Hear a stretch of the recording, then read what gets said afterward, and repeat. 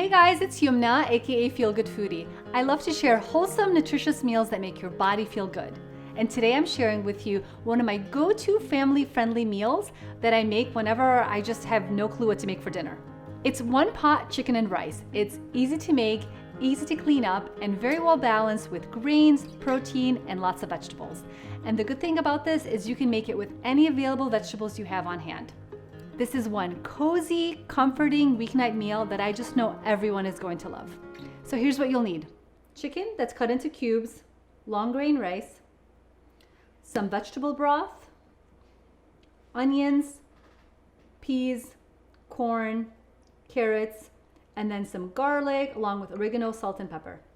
We'll start by cooking the onions. You want to cook the onions for 5 to 7 minutes until they're soft and translucent, and this is really going to help flavor the dish overall.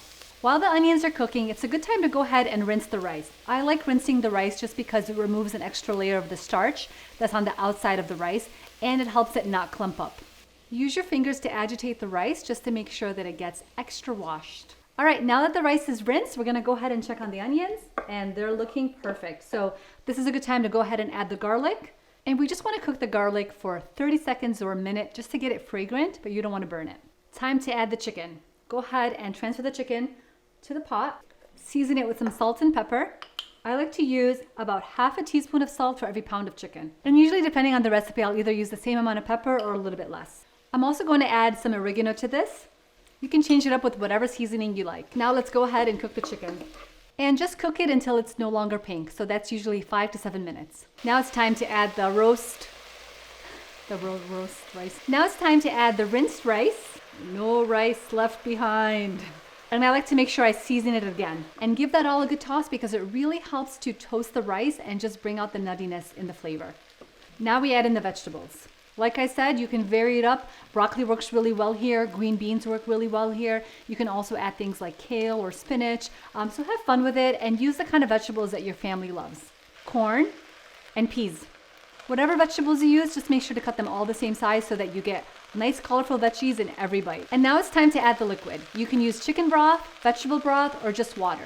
I'm using some vegetable broth today, and I like to do 3 cups of broth for every 2 cups of rice when there's chicken in there because the chicken is going to release some extra juices and so will the vegetables. So that ratio works out really well when there's all these other ingredients with the rice. When the mixture comes to a boil, you're going to go ahead and close it and let it cook for 15 minutes on simmer undisturbed.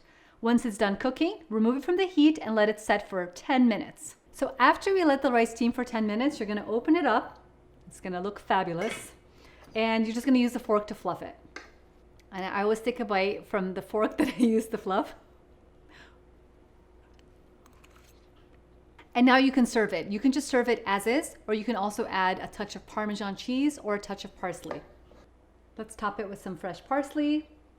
And dinner is served. That was a super easy one-pot meal that the whole family is gonna love. You can vary it up so much with different vegetables and really have fun with it and flavor it up with any kind of seasoning. So now it's time for Video Matt to try this recipe.